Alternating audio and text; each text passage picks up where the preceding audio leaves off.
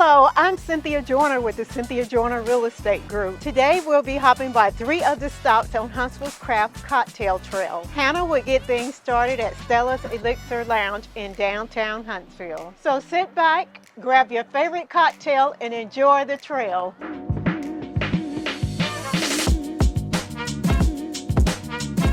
Hello Huntsville, we're starting today's episode at Stella's Elixir Lounge. Stella's is a downtown woman-owned beautiful cocktail lounge. Stella's is owned by Angela Panzica, and if you're looking for a unique craft cocktail, this is the place to be.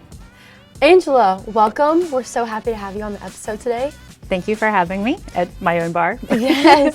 Now, Stella's is one of the spots on the craft cocktail trail. Tell me a little bit more about really what that trail is. Well, right actually when Stella's opened 3 years ago, they did the inception for the Craft Cocktail Trail. So when they approached me about it, I was really honored to be part of that. We are cocktail driven, so it was a great fit. We had a featured cocktail a couple years ago called the Elixir from Stella's Elixir Lounge, and that was great. But we have a lot of different cocktails that we try to rotate seasonally, and we want to keep things fresh. And just having the idea of a craft cocktail trail in Huntsville really elevates that that level for cocktails in downtown. Baker and Abel is one of the locations on the Craft Cocktail Trail. Kind of share with us a little about that. So we were asked to be part of the Craft Cocktail Trail, and it's been a tremendous push for this cocktail program up here. We definitely see a lot of business, especially it's just a fun interactive thing that you can do whenever you're downtown. We have obviously the map with the stamp. We even have our own little Baker and Abel stamp so they can collect all.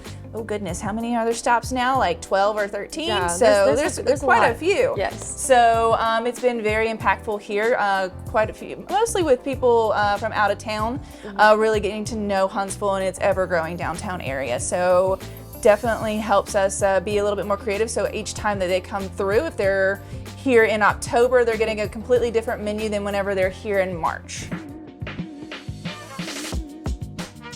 So Huntsville's Craft Cocktail Trail is kind of a spinoff of their coffee trail and their craft beer trail. And this is really exciting because there are so many drinks that you can showcase, right?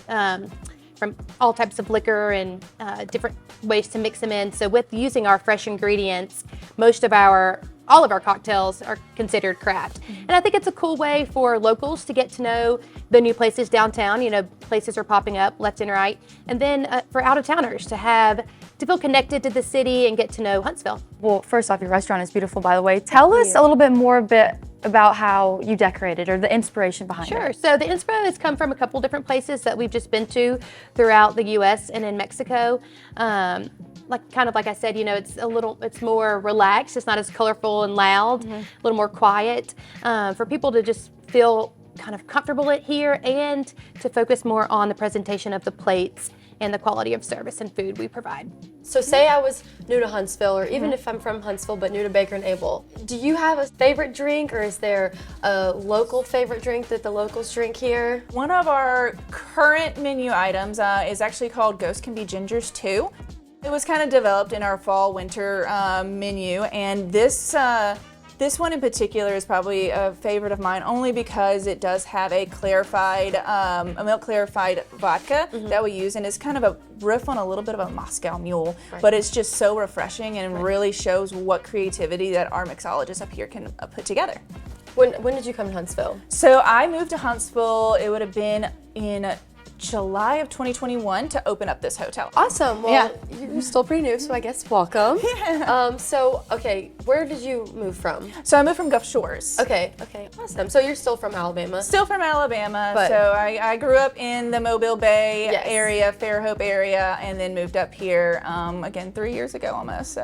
So was Huntsville a hard sell for you? Was it an easy decision? It was a fairly easy decision, I will say. The cold weather, being from the beach, does get to me every now and then, but the snow's kind of worn me down a little bit. I really look forward to the seasons now. Being able to see the actual seasons and the leaves change is actually really nice as opposed to down by the beach. So, talking about events, do you have a favorite event in particular? So we actually recently did a Monday Night Football event. It was actually the Kansas City Chiefs and Eagles game. So it was the Kelsey brother showdown. So we did a Taylor Swift themed event up here in Baker and Able. It was our last Monday night that we were open up for Monday Night Football, and I hope to have that come back maybe in the future.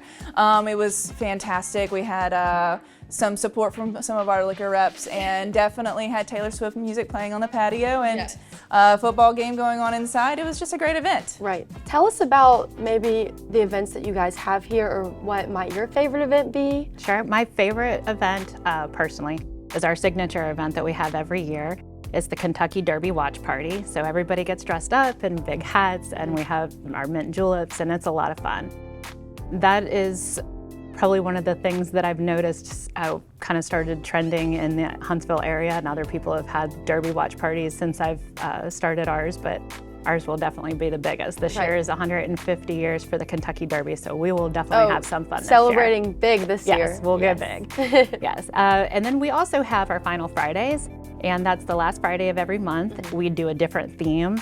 Those are a lot of fun. Everybody gets dressed up. We ask for, our guests to dress up and participate, and we just have it all decked out with a DJ and dancing, and it's a lot of fun. It's just how Stella's came about. Well, I'm a Huntsville transplant. I came up here from Sarasota, Florida, probably about 5 years ago.